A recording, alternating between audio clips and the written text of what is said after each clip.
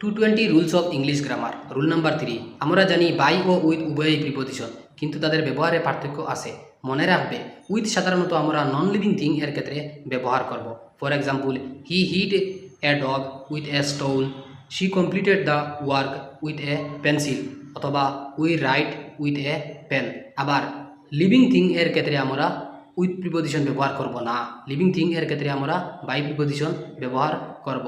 For example, this video is shot by me, this concept is taught by me, this book was completed by Ram।